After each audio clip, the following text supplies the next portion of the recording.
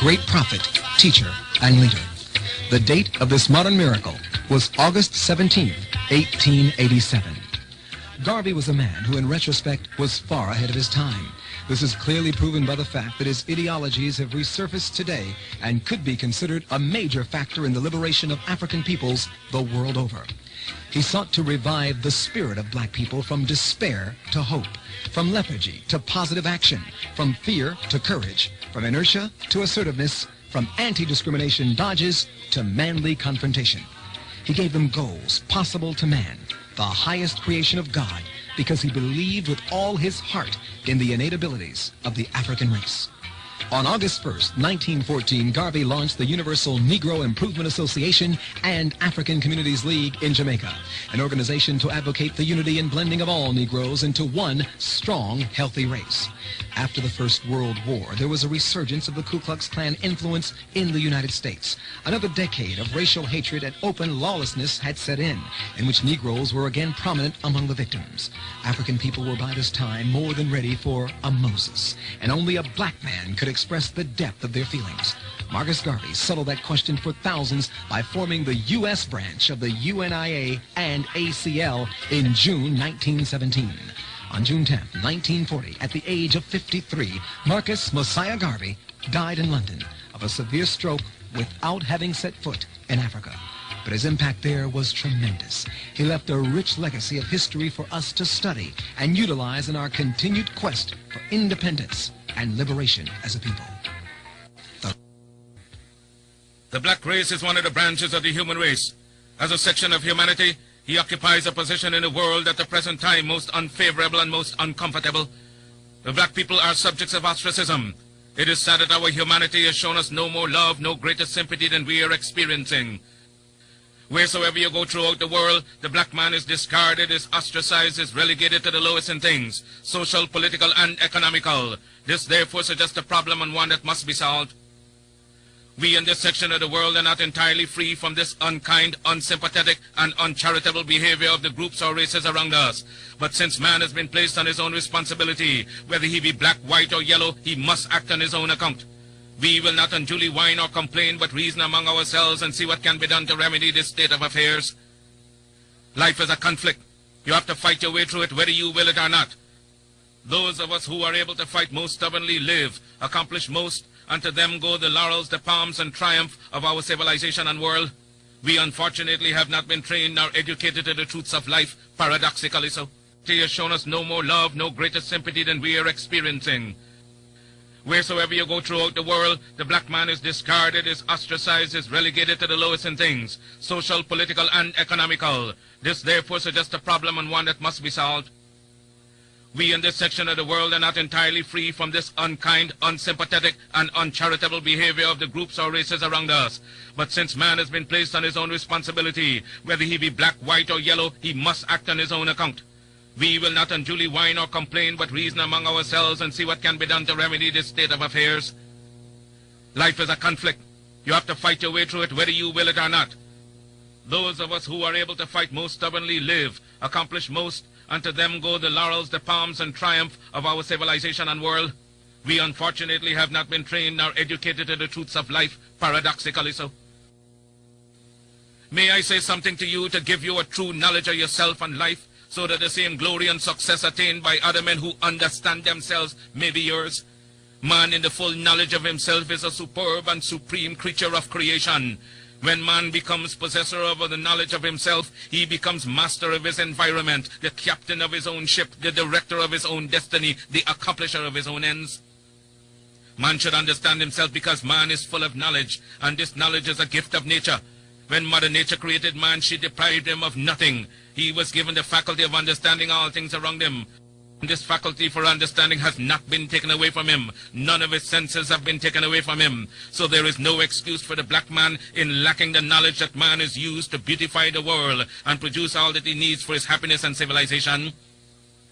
Look the world over, and whatever you see in it that is pleasing to man, contributing to man's comfort, to his needs and to his satisfaction, it is but the work of man. Man blessed with the knowledge of himself and the understanding of all things around him. If you are able to live with the knowledge of yourself and with the greater knowledge of nature, you must know what is good and what is not. You must know what is finite. You must know that which is material, physical, and otherwise is at your disposal to create or otherwise use.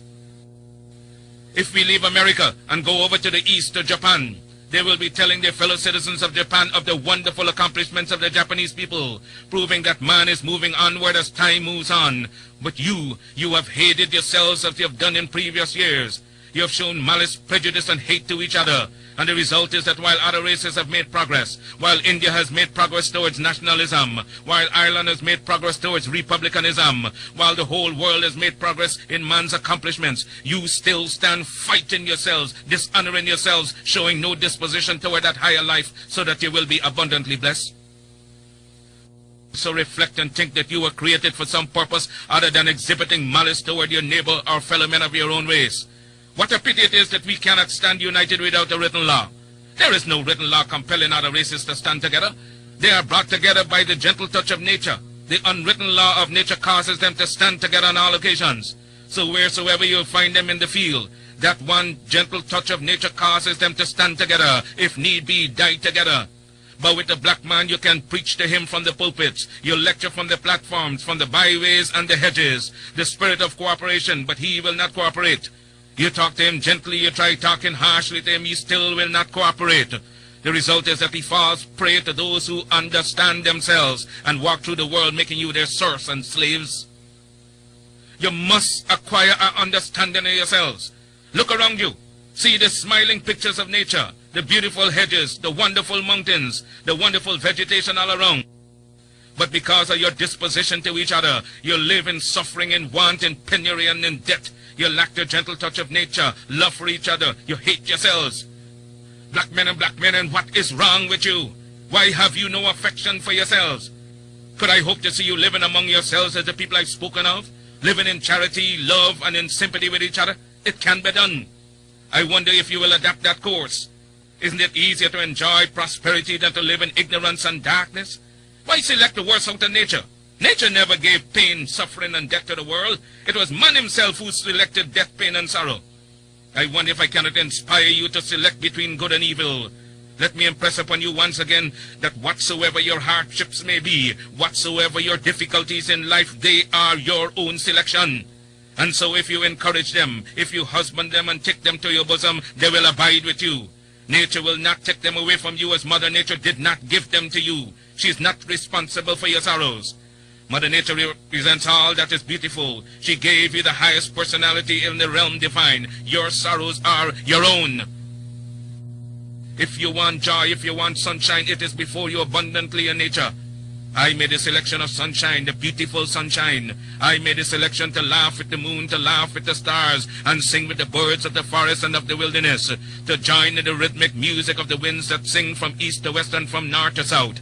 Had I selected sorrow, I would have been dead a long time ago, and been without that which would send me into the presence of the divine, because I would have lived not with the knowledge that is divine. We must acquire the higher knowledge of life. Black men and black women, will you get the knowledge that the white man has that causes him to be leaders and masters in the world? They are not gods with a peculiar source for understanding the world around them.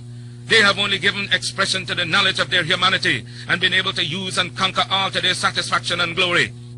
And that is why they are always greater than you in every community that you find them.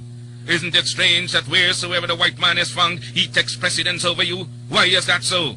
Answer that for yourselves, black men and black women. Wheresoever you come in contact with the white man, you always have to go down in defeat before him. Whether it be in England, in France, or in America, you always have to go down to the white man, and yet he has 2 eyes, 2 feet, 2 hands, same passions, same senses and feelings as you have. Your feet are not put on opposite sides, now your hands turned around the other way. But it's because you fail to use your will, your knowledge, and your mental faculty to the point where you will enjoy life around you. I'm only here and not in the gutters and in the pond of despair because I use my intelligence. And I swear that no man alive shall ever use his intelligence in understanding the works of nature more than I. I shall rise as high as he ascends. I shall meet him on the same platform of mental equality and fight him till thy kingdom come, because nature created us equal. I want you to make up your minds as I've made up my mind years ago. Make up your mind that you will rise to the knowledge of your soul. Because of your ignorance, you cannot understand and decide between good and evil. You don't know whether you're doing right or wrong. With a greater knowledge of life, you're able to appreciate all things around you. I'm able to gather you here because I understand you. Understand your neighbor, your wife, your children, and you will be able to live in harmony with each other and get the best out of life. The early Africans were able to be the fathers of our civilization because they persevered in their object. When we hear the civilization of the Alexandrias, of the Timbuktus, the creation of the black man in the early ages, do we realize that the civilization we now enjoy was handed down to the present century? But the black man went back to sleep and is still sleeping. We are trying to awaken you to the true consciousness of yourselves. You young black men, you young black women, may we not appeal to you knowing you as we do, to turn over a new leaf, rejecting the ignorance, the foolishness, the childishness that has been your part for these many years. We have looked into your faces, you growing manhood, the rising generation, and no serious thought can we see registered on your countenance but the thought of vulgarity. I've been in your presence and my heart bleeds for you, the conduct you reflect. I've listened to your dirty language used to express yourselves when you could have expressed yourselves in good form. Can I appeal to the black manhood to turn over a new leaf? I'm ashamed of my black manhood, and what I've said to the black man, I also said to the black women. Your conduct is disgraceful. Young women whose personality spells respectability, at the least provocation, the filthy words they utter would almost make you turn and run away from them.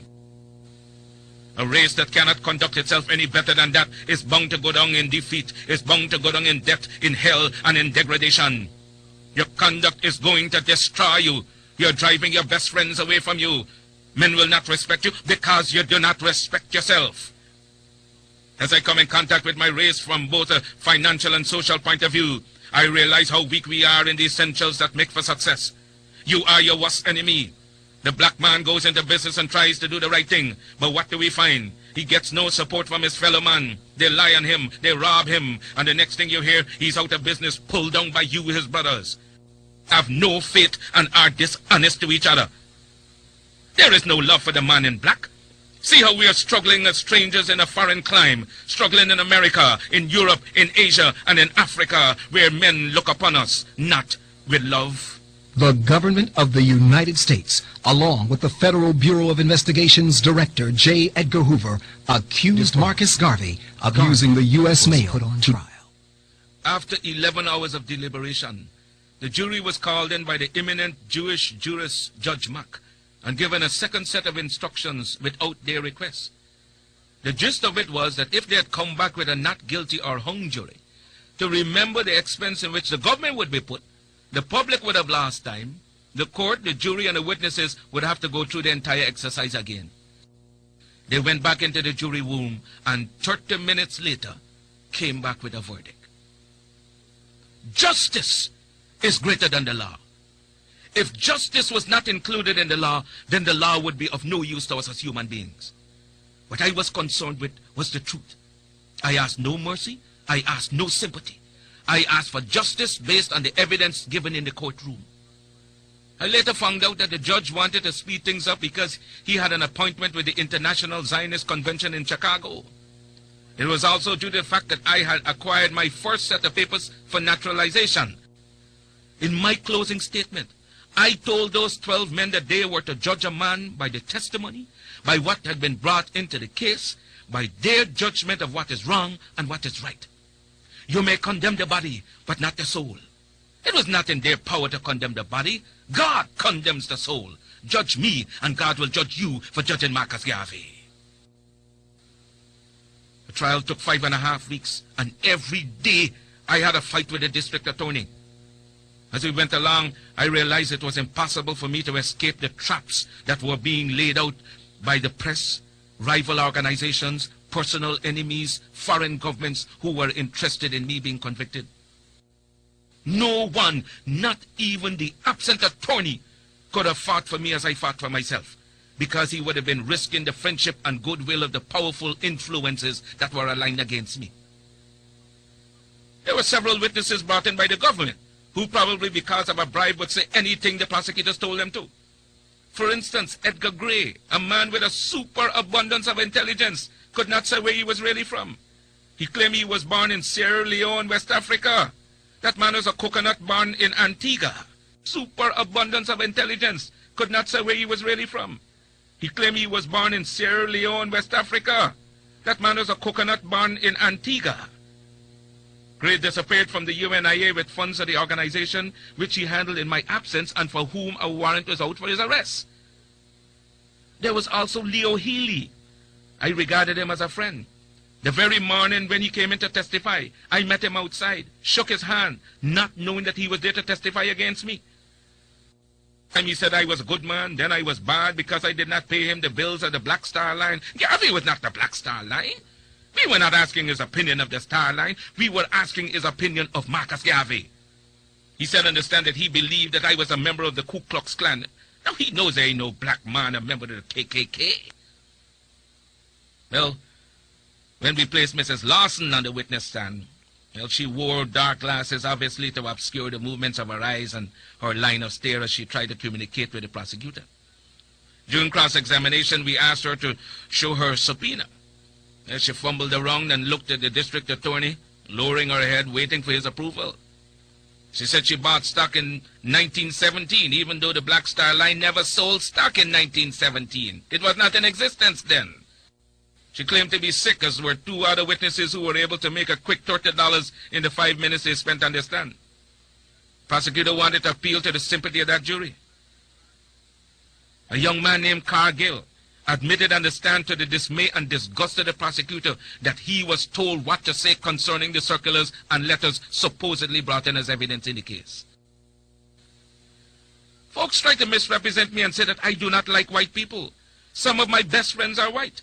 The bishop, who was my friend since my youthful days, testified. When I asked him of his opinion of Marcus Garvey, he said, doubtful. They didn't understand what he meant. I was a public man. Opinions differ. Surely some men are doubtful of me and some are not. He didn't say that Garvey was doubtful. When I asked him for his personal opinion, the question was objected to and sustained by the judge, claiming that it was an improper question. There were some white-controlled newspapers who felt that I was railroaded. I remember one of them stated that my troubles began when I stepped on the toes of France and Great Britain, and that it was a very grave question whether justice had been in my case.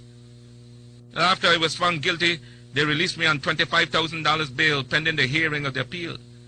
While waiting, I formed the Black Cross Navigation and Trading Company, business enterprises which comprised the Negro Factories Corporation, the Black Eagles Flying Corps, dress and millinery shops, a publishing company and printing plant, a phonograph company, a restaurant, laundries, a black doll factory, a hotel, a chain of grocery stores, and the Royal African Motor Corps, a fleet of moving vans.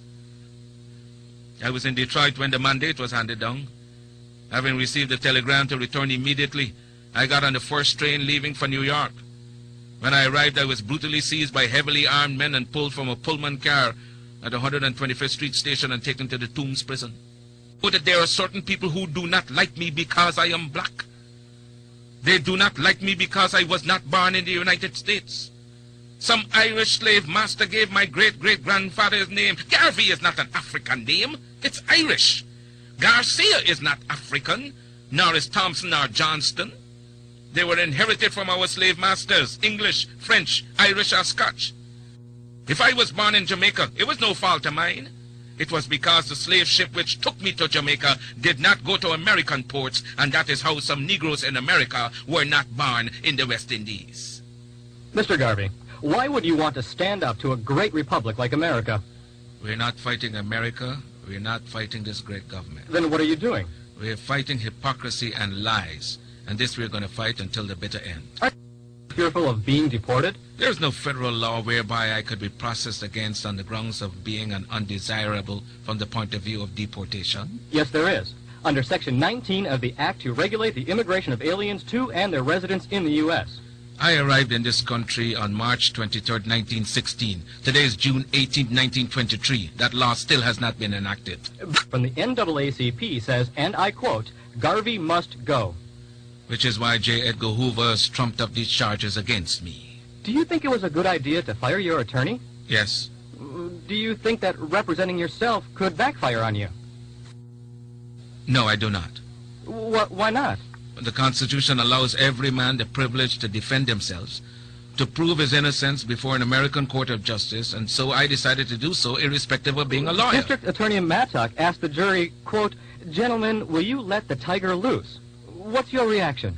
Guilty men are afraid of jail. I'm as much at home in jail for the cause of human rights as I am in my drawing room. Well, what did you think of Mr. Dancy's testimony? Mr. Dancy was used by this government to testify against me. You heard him when the prosecutor asked him whether any of the letters were from the Black Star Line. He couldn't remember. He couldn't remember. Mr. Dancy can't read. My life is at stake and he couldn't remember. What happened in that courtroom was a charade. You all know he was just lying through his teeth. For a foreigner, why are you making all these waves? Even George Harris, editor of the New York News, a colored newspaper published in Harlem, referred to you as an alien. An alien is one who enters a country on his own account without any invitation and who domiciles himself in that portion of the country because of his own desire.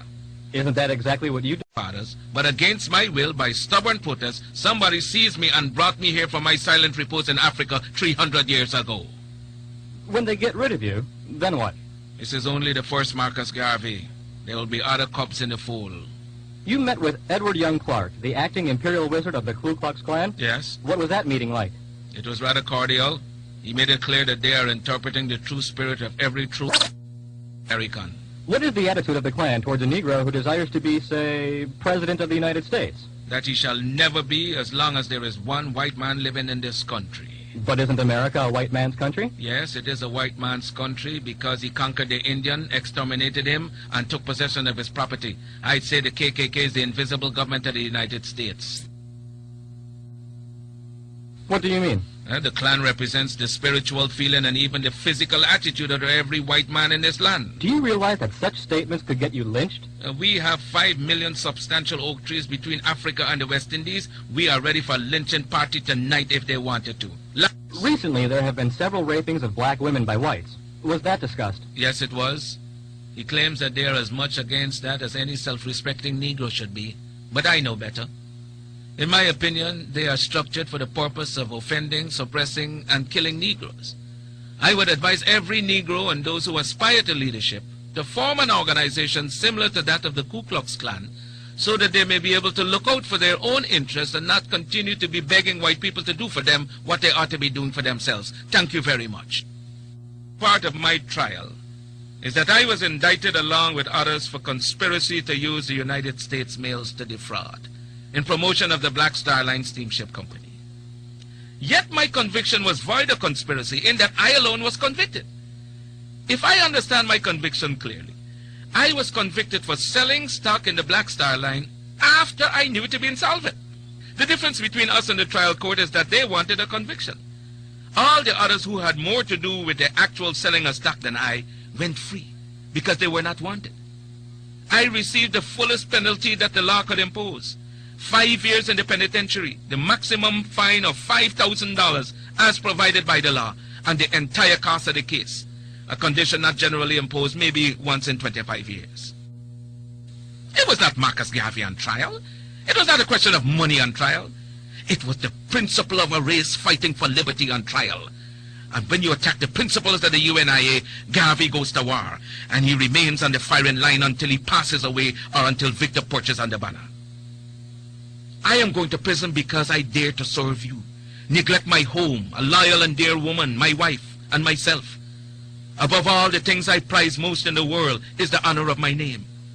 I have never in all my life, to my conscious knowledge, done one mean act, because it has always been the policy of my life to live with honor or die for the principle.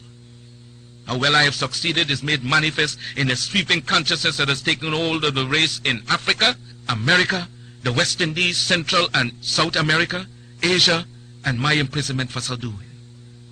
The National Association for the Advancement of of colored people, and others who have combined to fight the UNIA are going to be disappointed, as they cannot harm Marcus Garvey. Not Judge Mack, not J. Edgar Hoover, not W.E.B. Du Bois and his Blue Vein Society, nobody. The history of the movement is now being written. Do you know what history means? History is the guidepost of a race.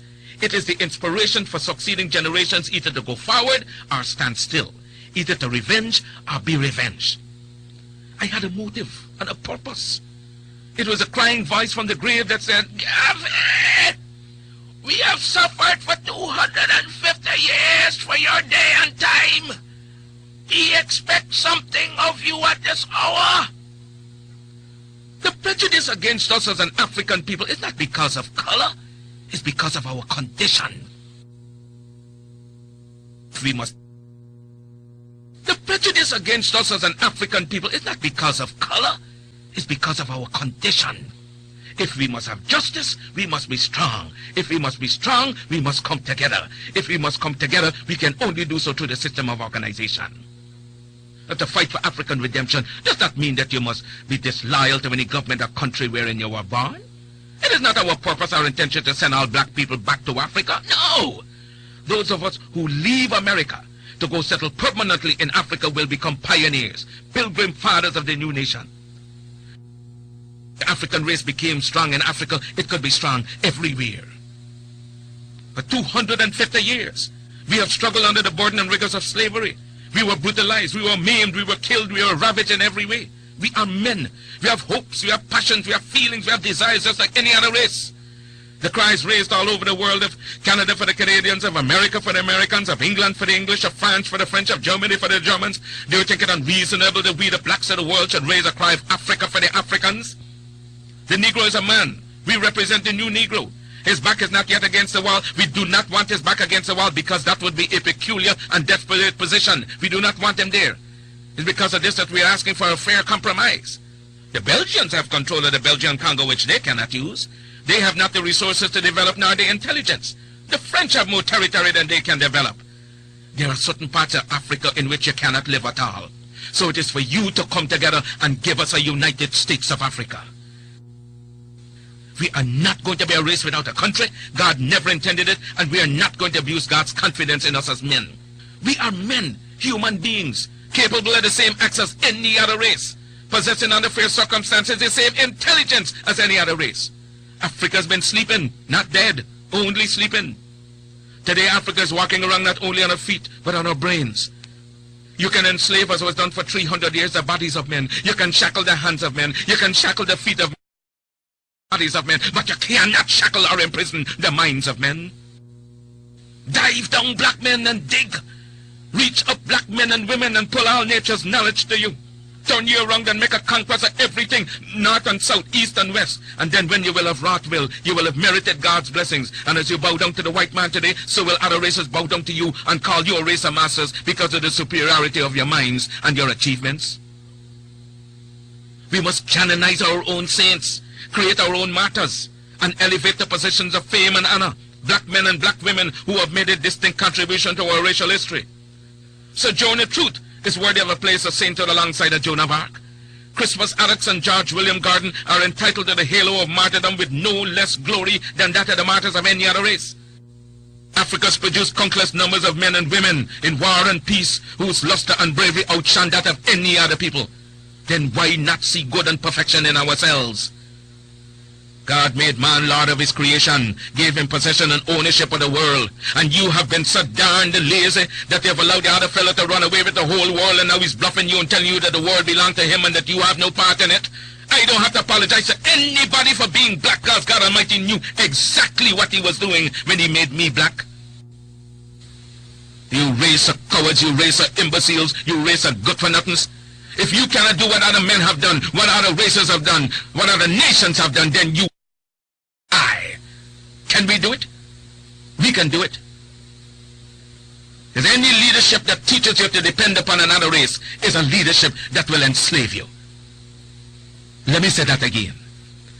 Any leadership that teaches you to depend upon another race is a leadership that will enslave you. They gave leadership to our foreparents, and that leadership made them slaves. But we decided to find a leadership of our own to make ourselves free men. Babylon did it. Assyria did it. France under Napoleon did it. Germany under Prince von Bismarck did it. Britain under William Pitt, Earl of Chatham did it. America under George Washington did it. Africa with 400 million black people can do it. Because when the history of my suffering is complete, future generations shall have in their hands the guide by which they shall know the sins of the 20th century. I know, and I know you too believe in time, but we shall wait patiently for 200 years if need be to face our enemies through our posterity. After my enemies are satisfied, in life or death I shall come back to serve even as I served before. In life I shall be the same, in death I shall be a terror to the foes of African liberty. Than me to be the real Mosiah Garvey I would like to be. If I may come in an earthquake or a cyclone or a plague or pestilence or as God would have me, then be assured that I shall never desert you and make your enemies triumph over you. If I should die in prison in Atlanta, my work shall not only just begin, but I shall live in the physical or the spiritual to see the day of Africa's glory. When I am dead, wrap the mantle of the red, the black, and the green around me.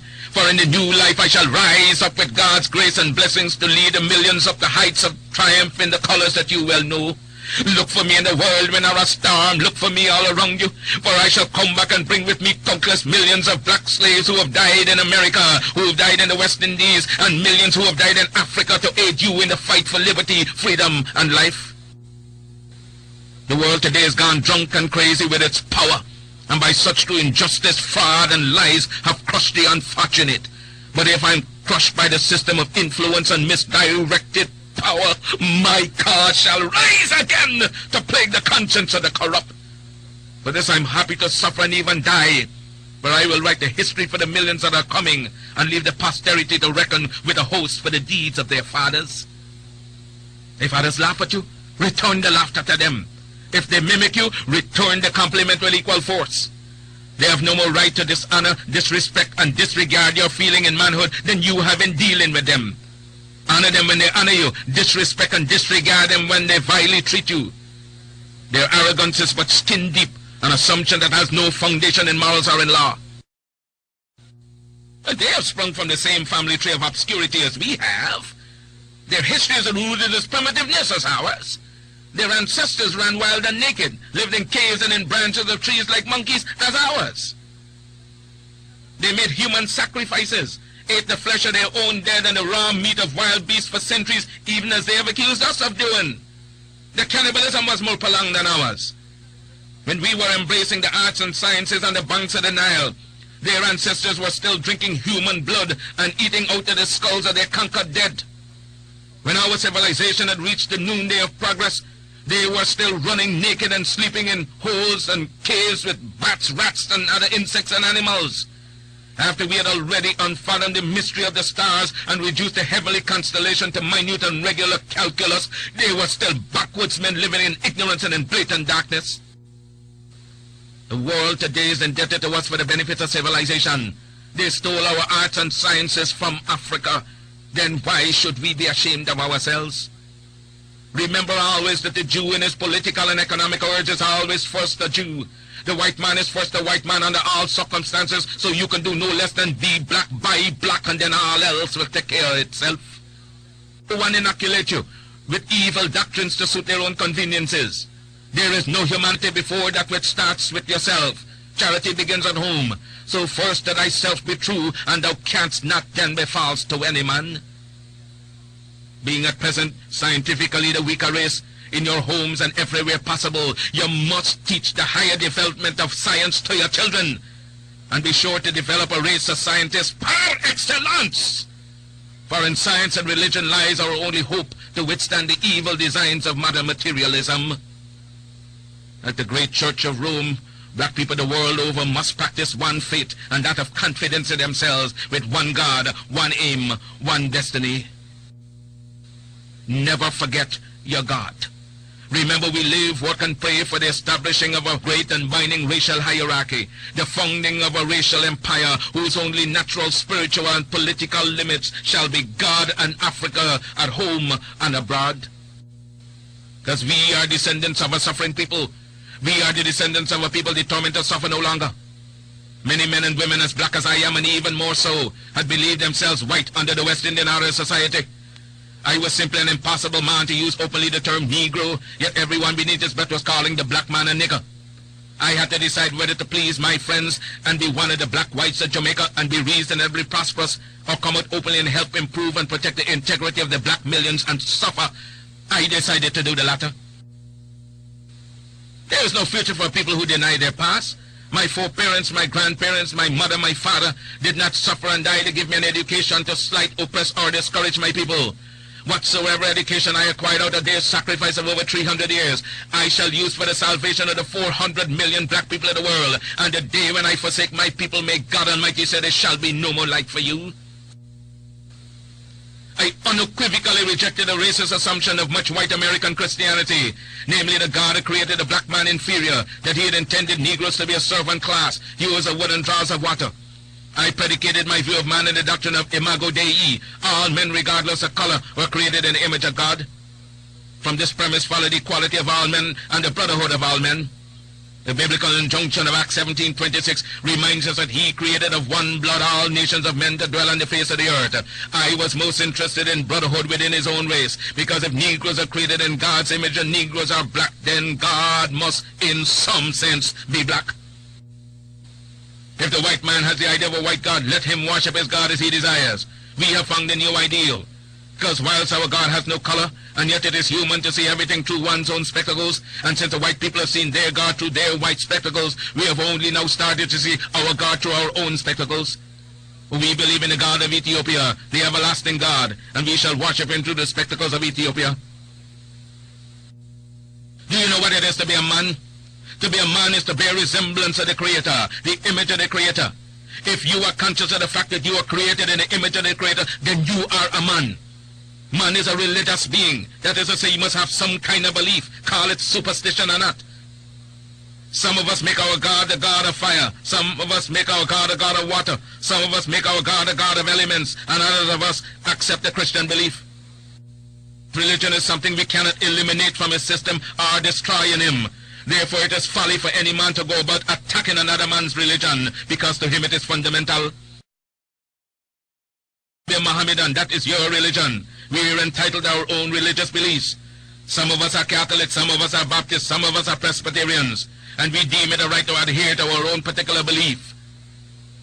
The white world has always tried to rob and discredit us of our history. They tell us that Tutankhamun, the king of Egypt who reigned about the year 1350 BC, was not a black man, that the ancient civilization of Egypt and the pharaohs was not of our race. But that does not make the truth unreal. History of impartial mind knows that we once ruled the world, when white men were savages and barbarians living in caves.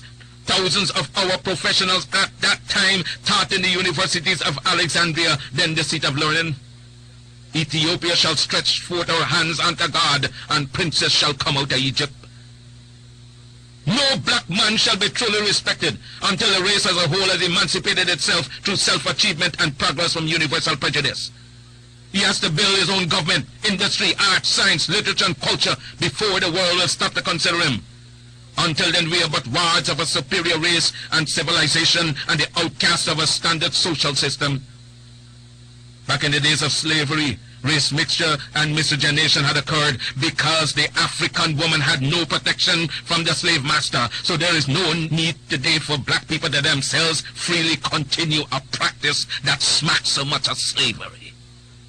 One of our problems historically is that we have always been reacting to initiatives taken by other people. You cannot depend upon another race to free you. That is a basic law of human existence. I came into the Caucasian culture at a time when the white man still had a need for the black man's labor. I preached and penetrated the mass black man's consciousness to such a degree that the white man felt threatened by me being capable of commanding so much black time and attention.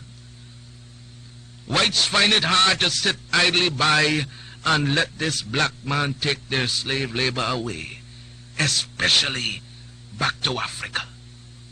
Who then would bear the white man's burden? I feel that my blood shall pay that remission for which future generations of our race shall be declared free. Freedom of action, freedom of opportunity are things we need, which I believe can only be gained after we shall have established an imperial power to command the respect of other races and nations. The thoughts bring vile actions to vile people living in vile times.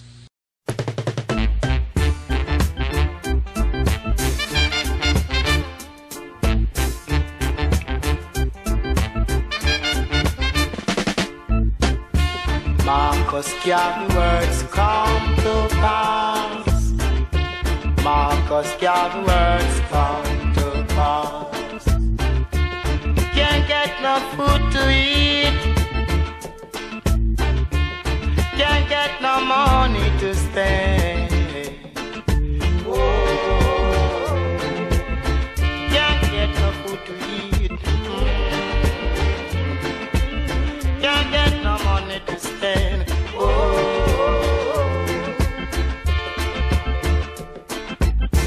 Come, little one, oh, let me do what I can for you. And you, hello. Come, little one, come. Oh, let me do what I can for you and you alone. Oh,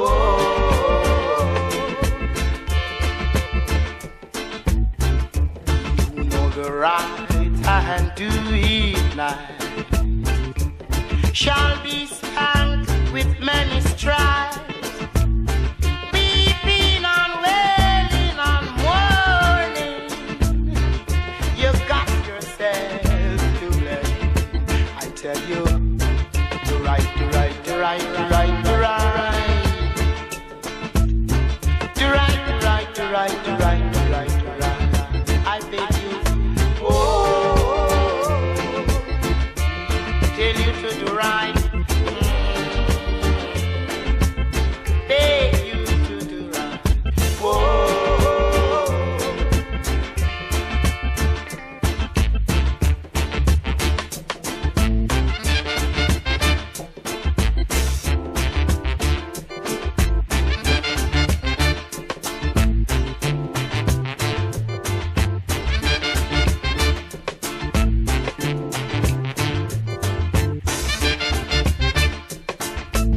Where is Bagawayo?